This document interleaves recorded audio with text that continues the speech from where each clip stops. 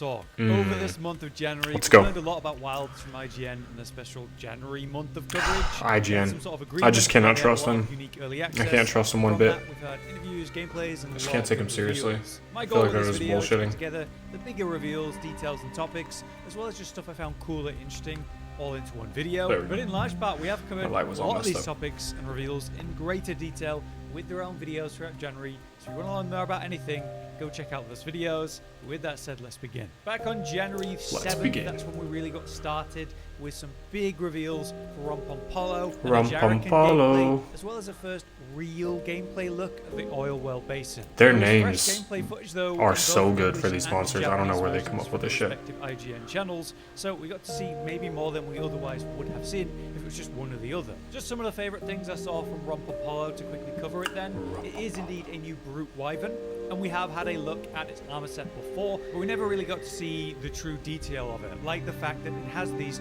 overly large, huge, inflating sacs of this Looks explosive really poison cool.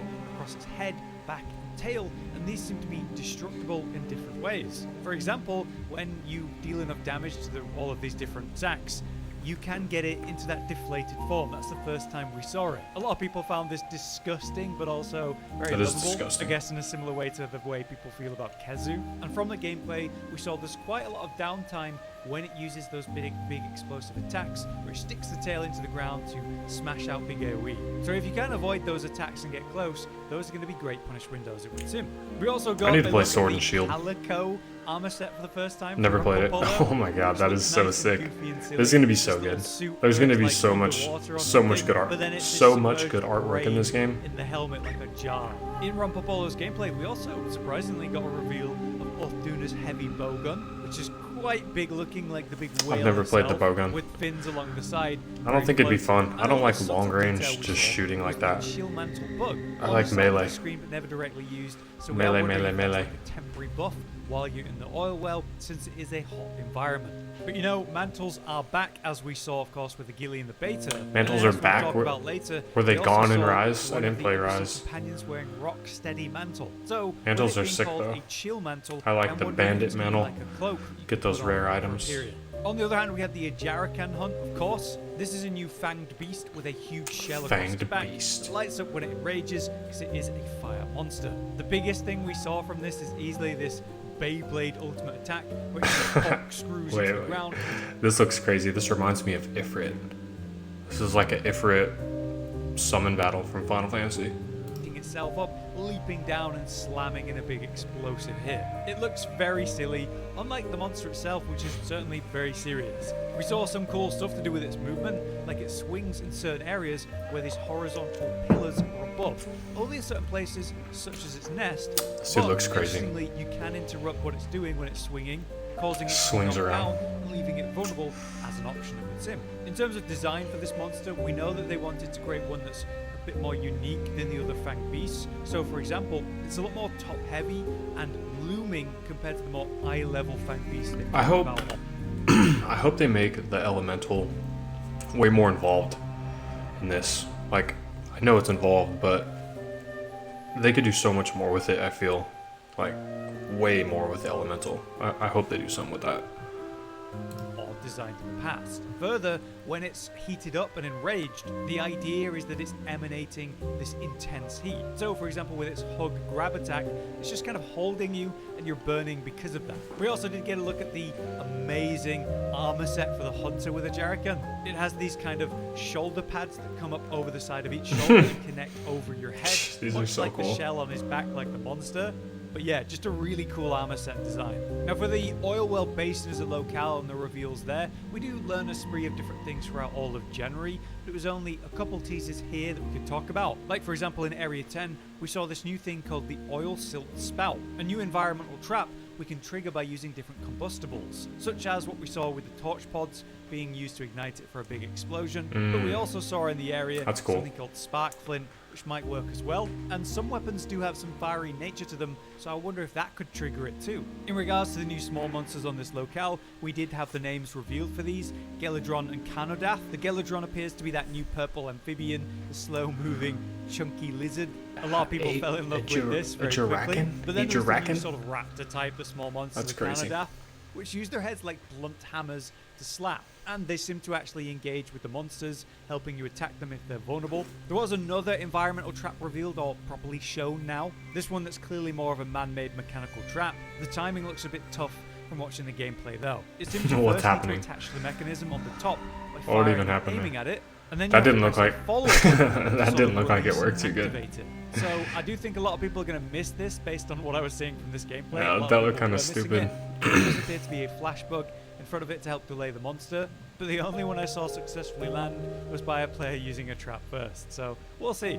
The very next day though, on Yeah, January no, 8th, it's- we did have Beta 2 announced, with Gypteros revealed, and a mystery monster coming in for that Beta 2. Mystery I do think monster. this is What will it be? unfortunate What do we because think it's they gonna announced be? that the beta will Tell me in be the comments. based on the same all performance and all Winner programming gets a, lineup. People might misunderstand and think, say, high I five. thought you were working on optimization, why is it as bad or the same as it was before? So while they're doing a nice thing to let people play and those that missed the beta get a second chance, I just think that's going to be Dosha an important Goma. aspect of it. In regards to the monster then, Gypteros, it is a returning bird wyvern. Oh, using did it a say mix of character lines of creation? poison and That would be trickery as cool. well. It's somewhat of a flashback monster, and it has a funny moveset using an elastic tail that can stretch for better range. They also teased its silly fake death trick too, so I think it's going to be a funny one to have back in the game. Either way, in my opinion, that second mystery monster will need to be one that fits into the Windward Plains, and from what we've seen, that could be something like Cumatrice, who's been shown there, or something like Rathalos that was teased since the first trailer for the game. Of course they're gonna have And in the Rathalos in beta, there. we did see that there was a hidden nest. There'll be like a new version of high up Rathalos, in probably. that region, so a flying wyvern type, that would work too. Still, we're going to expect to hear more about that on the 4th of February.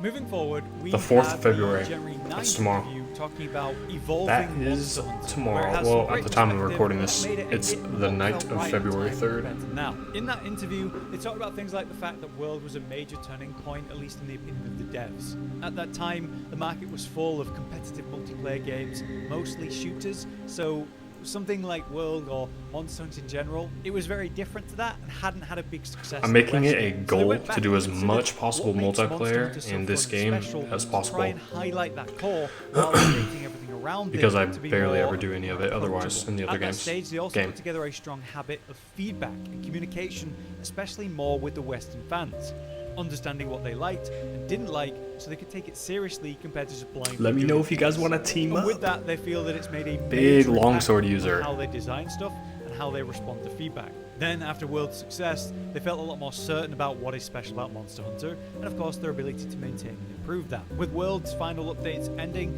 that's when they began to test available technology, predicting the next gen of consoles and hardware would be out and established by the time Worlds would be going. So, at that point, they started to consider what would be possible with newly improved technology. This led them to make many advances in terms of seamless gameplay, from say the way the quest system works, the way you connect to the world. That seamless even gameplay down thing the is going to details be of incredible. cooking. The seamless concept led to the much bigger locales, and ones that are physically connected to each other, so you could go It between really is. them without a loading screen. Not to mention the details and changes for monsters, the new weather system, and all the sort of stuff. And they say in this interview that the idea of an open world game never really was their goal. It's a tag people have started to give to the game now they've seen it. They refer more to it themselves as seamless maps and No, I don't really view this as an open world game. Like, yeah, you can go out wherever you want, but it's just a map, and you go where it tells you to go for the monster. It's not an open world game. stages, so I guess they don't view it as open world like many do. And as another big topic there, they talked about making it more of an accessible game, not an easier one in particular. They have data from many players who quit World partway through, before what they called as really playing Monster Hunter. And that was an important point for them to consider when they were working on this game. Why didn't these players make it further? What was it they couldn't do? Like find the monsters, what to do when they get there? Maybe it was a weapon they picked and committed to and now they're regretting it and they feel stuck. Wilds has made some big but subtle changes then to help players adjust and understand the game as it goes, also make changes where they need to. We don't know exactly what all of those things are going to be in the full game, but it sounds like it's going to be more accessible for sure. Moving on, the next thing we Yeah, had they need was to a funny get as one, many people a on this as cooking possible. topic in a seamless world. An interview all to do with the cooking of the It'll game. just make the And next that game even was bigger. where we had the accidental Gravios reveal, if it was even accidental. Because at the bottom left on the map, you could just see the Gravios icons, as well as on-screen text in Japanese, to be fair, that said Hunter Gravios. So we don't know whether that was an accident, but it did result in basically the next day Gravios gameplay coming out. So we'll talk about that. But I do want to at least mention the cooking stuff because it is interesting. It was how you can now do cooking anywhere using the portable barbecue instead of just the barbecue minigame. How that massively changes the way you interact with the world and how long you're out there. For example, the buffs now no longer last until you complete whatever quest you're on. I've never even used the portable barbecue. That's Not once. Because they want you to be out in the world That's more so funny. openly without I probably going just back, suck at this going to game. loading screens, going back to the 10 every time you finish doing anything. So with that in mind, you can cook anywhere and what you want. And they introduced a rations mechanic too. So let's say you're only ever eating one specific meal for a specific buff, that uses certain resources, right? Instead of having it so you just completely run out of the resources to make that specific meal pretty quick then, they just give us rations now. And you can use those rations on anything you want, whether you're having different meals or just That's one good. I've over never ran out of rations trying to cook food in the game, but I guess you probably could. Sound like a big deal will make a big difference. But for I those like of us that. who are Now I hunting never for have to worry an about extended period, meaning you don't have to go back nearly as often because of these little things. They've also introduced a totally new mechanic that's going to be important for the story and long-term play, and that's NPC relations and the feast mechanic. NPC relations. Each region has been shown to have a tribe, and that tribe seems to have some kind of thing they do in regards to cooking. What we've been shown with the Windward Plains tribe is that they use cheese and a lot of bread. So from them, you're going to be able to get a supply of cheese. Don't we all love cheese but and bread? also by building up proper relations with them, Who doesn't? you just get that given to you occasionally. This will then allow you to do certain meals that if you didn't have cheese for, you couldn't access the buffs through building up relations. That with is this some tribe. bomb cheesy bread. Further, the feast mechanic is when they're going to invite I'll have to you cook me up have some a feast cheesy with bread for them, dinner which will tonight. provide different buffs, seemingly stronger ones that last a lot longer than regular meals we cook ourselves. So, access to new supplies for cooking and stronger buffs if you build relations with them. So I didn't want to just skip over that, but now let's talk about the thing that happened So there's next going to be a whole nother eating buff? Gravios gameplay after that accidental 2 reveal, eating buffs? if it was even an accident. Gravios is obviously back, and man, he is big. And confirmed in the interview in regards to this, Viserios will not be back in Wilds. And that's interesting because Gravios wasn't in Rise, but now we're not getting Viserios in Wilds. They've talked actually about how they choose monsters and why, and in the case of this choice, they want each monster to serve its clear purpose and be a bit more unique. I like the idea that they're not having overlapping monsters that have similar mechanics and designs and function, because they only have so many slots to give, so much time for development. I'd rather each monster stand out on its own, so I appreciate the choice. And then in regards to Gravios, it's Wilds. We have new mechanical changes. Gravios. The big thing is the focus mode and wound mechanic, and that plays into the way they've changed this fight. Gravios is this big living rock that you can have a really hard time. This dude's doing damage with the unless you have, bow say, gun, pierce or ammo whatever with ranged that weapons, thing's called. Maybe using a hammer. Basically, weapons that cut are going to have a hard time. So, with this fight, you need to be aware that it's made of rock. And during different times, it's exposed. It seems that the stomach break mechanic is back, where before you'd have to break through the stomach and the outer layer, deal proper hit zones. You break it a second time, you get really good hit zones. We've seen in this gameplay them breaking that stomach and exposing a very visual hole or cut in the stomach, and now that's like the optimal hit zone once you've done that. Using the new wound mechanic, interesting. maybe we can get through that shell in a different way than normal too. So yeah, Wilds has got them to update Gravios in terms of mechanics in regards to its outer layer shell mechanics. Pretty cool stuff. Outside Oh of the my fact that God. we've got returning attacks, where we're seeing it do That was AoEs of sick. gas. Interestingly, I believe it's doing poison as well as sleep, stealing some stuff from Viserios there. And the familiar beam attacks and explosive attacks. It's obviously got a mechanical update as well, but it's a big, scary monster, the biggest one we've actually seen in this region, and I like what they've done with mechanical update. I'm good stuff right there. excited to try to fight it. Next up, on January 19th then, we had this interesting event, not necessarily tied to IGN. A benchmark tool was Thank discussed God. via a German Tired of tweet IGN tied to where everything. Things went a bit wrong. There was some sort of mistranslation, and so the German tweet from Capcom seemed to suggest that, yeah, we're getting a benchmark tool. But as it turns out, they're just discussing the idea of it, or at that time they were. And so that was What does that mean? unfortunate miscommunication. I don't understand. What is a benchmark tool? Can somebody tell me, please? I have no idea. classification. Why I do think it's important that we do get a benchmark tool is because of these issues around the beta. Playing an old version, them doing lots of optimization, people being concerned that their rig isn't going to be able to run the game. A benchmark tool allows them to be able to check. Oh, he's gonna he's gonna explain it to me. I should have just waited. What frames they're going to get. It gives them a realistic look at the performance they're going to get, so that it doesn't backfire when they buy. I like that. That's important. That's literally exactly what I was asking for in the last video. I was like, is this going to crash my computer? Now after that, there were that would be so sick. Were interesting, but even if they do that, they're gonna, you know, things gonna be telling you some bullshit just so you'll buy the game. They're not gonna be like, nope, your computer sucks, don't buy the game. As well as an interview about There's no way. Oil Well Basin in particular. So yes, New Udra, that was the name reveal of the Black Flame. We still don't know why they kept it a secret. I think it's going to be a story thing. But the jury's out on that one still. And it's continuing this apparent theme for the Apexes. Raidao, Orthuna, and now New Udra. Anyway, it's a new type of monster with a classification, Cephalopod, which makes complete sense.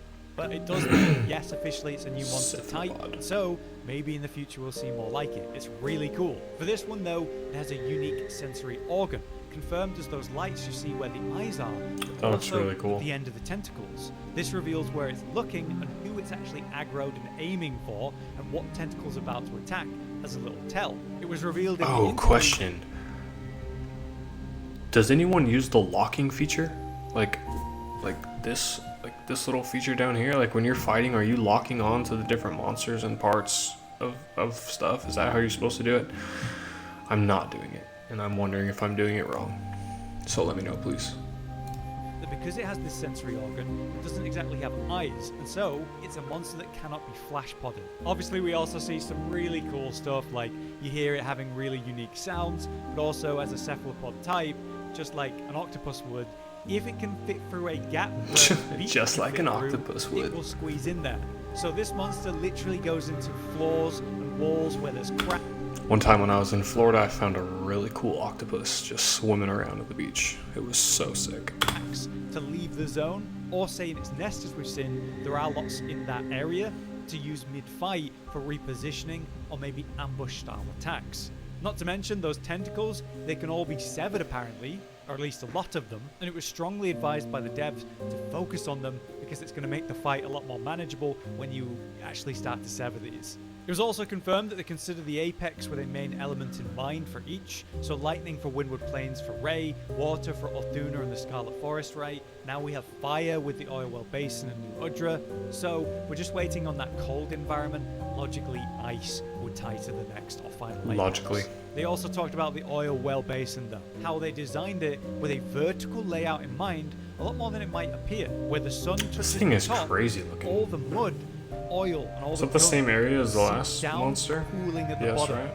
And because of that, the New Udra. The lower you go, the hotter it gets. So we expect that again to play into the mechanics. There's gonna be like down there. Subtler stuff armor exists, with heat like resistance and shit. System here, all based on geothermal life there sources. it is. So monsters and their the same two behavior monsters. and nature is going to fit that theme, making them very different to the other locales, even down to the small monsters and yes, endemic life too.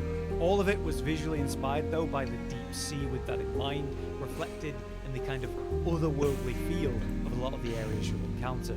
So it sounds awesome. Moving forward, on January 29th, we had the very short but important topic of weapon unique designs and their new approach to starting gear. It was a big topic to do with the Hope set and how it was much more involved as a starting set gear? in terms of the concept.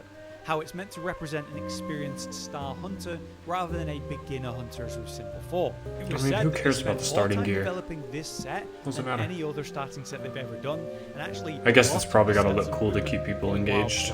The way they managed to get this long coat working with a hood and hat. That looks sick. And they said that this set should visually fit these the artwork context little of the story previews are so points. cool. So if you're wearing it at the end, it would fit. It would still make sense.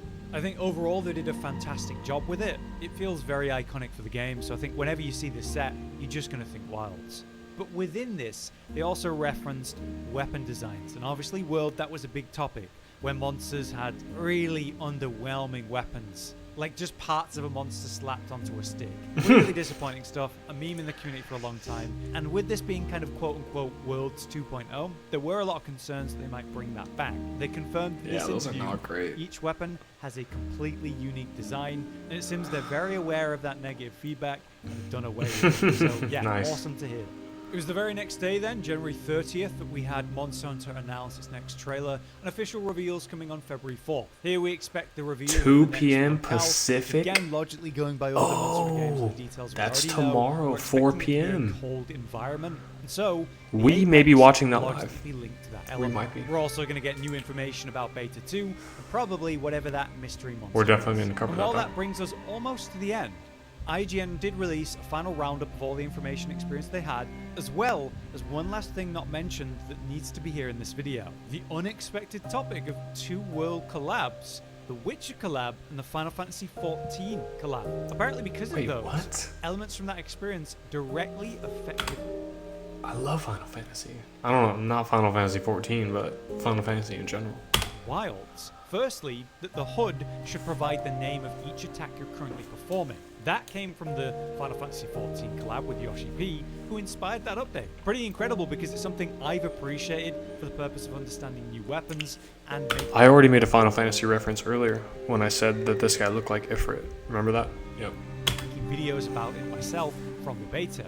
It helped me spot new moves that the weapons have, or returning moves, understanding which combo goes into which Sorry about move. the clicking And in of particular, my when watching other people play, it helped keyboard. me understand what they're doing right now and why, especially in the context of watching the speedrunners to kind of glean knowledge from myself. So it's actually been one of my favorite tiny updates in Wilds, and I had no idea it was because of the collab with I'm Final gonna use Fantasy this XIV. lance looking thing. in This World. looks cool. Apparently, Yoshi P had said to Tukada at the Not time this one. that players really appreciate being able to see the name of an attack right as they do it. So for the Behemoth fight back in World, you could see sort of boss moves on screen as a warning, unique for that fight, and it seems that inspired its introduction full on to Wilds. They So I think literally that's have the great. Cactuar. On the other hand, we also have the Witcher collab. Apparently, this directly inspired the dialogue I options forgot we about now that. have in Wilds. We've seen in various examples of different NPC interaction that you can go well beyond the main topic and ask different questions. It was Tukada who brought up the Witcher collab in relation to that. I've never Apparently, it played served as a Witcher, test to see but how players would I've react heard how good to it is, so having I think I dialogue will options in general. at some Geralt point. in that collab had conversations with different characters, and in that you get to choose dialogue options. This, when compared to the player's hunter character, who never says anything, certainly not having dialogue choices, was different. And now in Wilds, we not only have a voiced character, but yes, options for more in-depth conversation if we want to explore that. Apparently, Tukada explained that while the Witcher collab was well before anything Wilds, it's something he took into consideration and seriously at that time. So he could finally follow up on it for the full game of Wilds Wait, what is years this? later. So, pretty cool to hear about the results of 2 special collabs. I'm hoping we see more like that in the future of Wilds. Even if it was again more Final Fantasy and Witcher stuff, that'd be awesome. But they'd probably do something different, I guess. But yeah, there you have it. That's my overview of some of the bigger topics and details that came out from all the IGN stuff throughout January. It was surprisingly detailed and varied, from big topics to even less expected stuff. We've learned a lot. On the 4th, again, we're going to get new information about Beta 2, probably the launch. A lot of as well. information So coming out expect more tomorrow. coverage That's good stuff. leading up to that. For now then, We'll I've been definitely be Paulo. covering that. You've been you. Thanks for watching. Alright, that was great. That was a great video. I'm going to link it below. Make sure you guys go give it a like and give him a follow. And see you on the next one.